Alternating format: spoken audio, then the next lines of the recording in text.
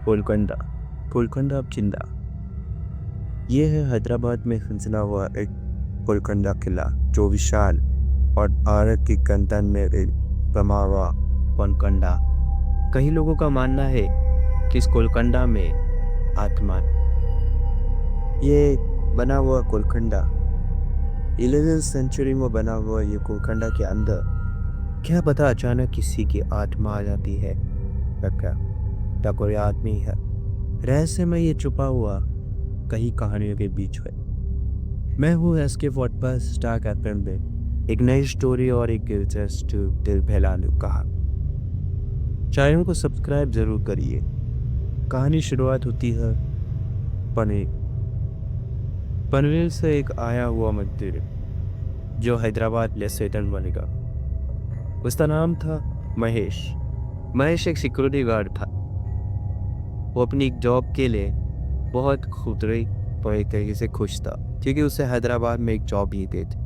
उसने सोचा कि वो हैदराबाद में ही सेटल होगा, इसीलिए उसने हैदराबाद की वो जॉब हायर करी। इसके बाद उसे कोलकाता में एक ड्यूटी लगी सिक्योरिटी गार्ड की। उसकी नाइट शिफ्ट थी, इसलिए वो अपने शिफ्ट के लिए कोलकाता आ जाता। यहाँ उसे उसके एक बाजू में साथ में एक सिक्योरिटी गार्ड भी था। दोनों जॉब कर रहे थे नाइट ड्यूटी में। उसके बाद उसे उसके दोस्त की हंसते मजाक के साथ उनकी बातें हो रही थी। कहीं हंसते हुए बातों में ये कह रहा था कि यहाँ एक आत्मा है, इसीलिए अकेले कहीं मत किधर जाना। और महेश इन बातों पे ज़्यादा ध्यान नहीं देता था। वो इन बातों को मजाक में छोड़ देता था। बस सिक्योरिटी गार्ड उसके साथ था। उसने बोला इसे मजाक मत समझ।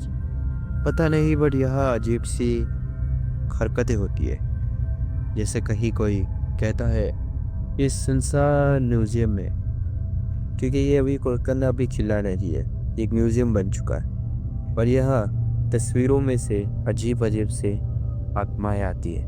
यहाँ तक कि यहाँ कुछ अजीब हरकतें भी होती है।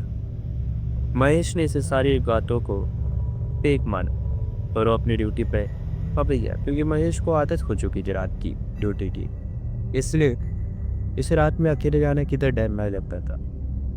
और वो बहादुर भी, इसीलिए वो अपने सिक्योरिटी गार्ड के साथ ड्यूटी कर रहा था। बट कुछ समय वो आगे जाते ही वो राउंड अप के लिए निकला और कुछ समय वो आगे बढ़ा।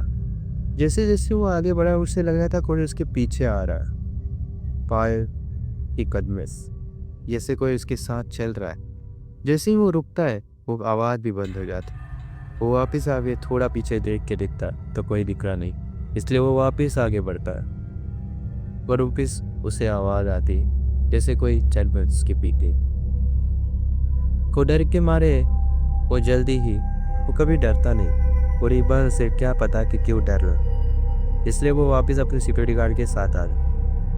उसने कुछ बताया कि सिक्योरिटी गार्ड को यहाँ कोई और भी है क्या। सिक्योरिटी गार्ड बोलता है दूसरा कि यहाँ कोई नहीं है। तो उसने पूछा भी क्या हुआ। उसने कुछ नहीं बोल के छोड़ दिया।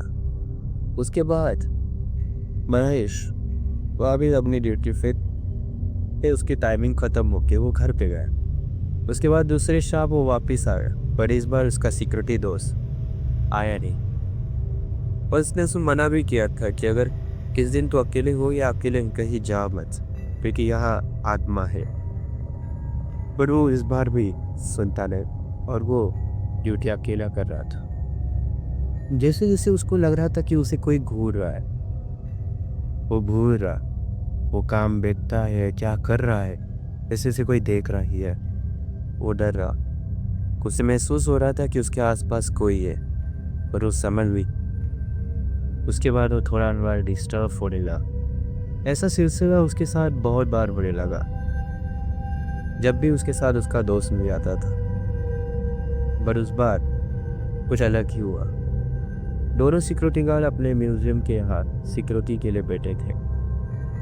थोड़ी देर के बाद दोनों ने सोने लगे और उसी वक्त कुछ ऐसा हुआ जो होना नहीं चाहिए था। अंदर से कोलाला किला के अंदर से एक पियानो की आवाज़, जैसे कोई वायलिन बजा रहा है। समझ नहीं पा रहा था कि कौन बजा रहा है इस रात समय, इस टाइम पे तो कोई नहीं होता, सब बंद है, म्यूजियम के अंदर भी कोई नहीं। तब भी म्यूजियम की आवाज़ आने लगी। दोनों डर गए। उसके बाद उसके दूसरे सिक्योरिटी गार्ड ने बोला कि वो आत्मा आ चुकी है, यही बैठ, कहीं मत जा। पर महेश सुना नहीं। वो बोला अंदर जाके देखता हूँ एक बार। उसे थोड़ा डर भी लग रहा था, पर उसने कहा कि भूत प्रेत कुछ होता नहीं है। और उसके बाद वो म्यूजियम का डोर अंदर से खोल के वो अंदर देखने गए। तो मेरे पियानो का आवाज़ के उस हिसाब से वो आवाज़ों के ओर जा रहा था। तो वो पियानो के पास जब पहुंचा तो पियानो के पास कोई नहीं था और आवाज़ भी बंद हो गई थी। तभी एक अचानक एक ऐसा हुआ जैसे कोई देख भी नहीं सकता था। पेंटिंग के अंदर से एक आत्मा आ रही थी जो उस महल की एक राशि थी। वो पेंटिंग के अंदर से जैसे जैसे बाहर आ रही थी, महेश डर गया। उसकी उसके आंखों में वो पेंटिंग के नज़ारे स्क्रीन पे ही दिख रहे थे, बट वो आत्मा ज़रूर दिख रही थी। वो डर के मारे पूरी तरीके से बौखला गया। वो चिल्ला के बाहर जा रहा था। तभी पियानो का आवाज़ वापस चालू हुआ। जब उसने पियानो के पास देखा तो पियानो अपने आप बज रहा था। कोई बेटा नहीं, बट पियानो के बटन अपने आप धुन बना रहे थे। वो धुन उसके कानों में गूंज गई। वो डर के मारे पगला गया, फिर भागने लगा। उसी बार उसकी बहुत धड़कनें तेज हो गई। वो बाहर जैसे जैसे आने लगा, उसके दोस्त के पास वो जैसे गया तो उसका दोस्त भी एक आत्मा जैसे दिख गया। उसकी आंखें सफ़ेद थी और पूरी तरीके से वो खौलता हुआ दिख रहा है। वो डर के मारे वापस पीछे गिर गया।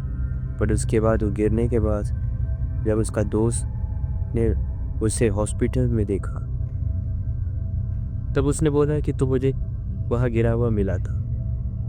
तो उसने बोला कि तू आत्मा है। पर उसने बोला मैं कल ड्यूटी पे हूँ ही नहीं था। तो ड्यूटी पे कौन था आप जानते हैं? नहीं, मैं भी नहीं। उस दिन के बाद महेश पूरी तरीके से डर के मारे उस काम को ही छोड़ दिया। अगर ये कहानी आपको अच्छी लगी हो तो ज़रूर चैनल को सब्सक्राइब करिए और बेल आइकन को दबाइए बिना डरे, क्योंकि अगली कहानी आपके ऊपर भी हो सकती था। इसी वक्त मैं विदा करता हूँ और 5 हॉन्टेड कैसल के बारे में बताने के लिए एक न्यू कैसेट की स्टोरी लेके आऊँगा। तब तक के लिए इंतज़ार करिए।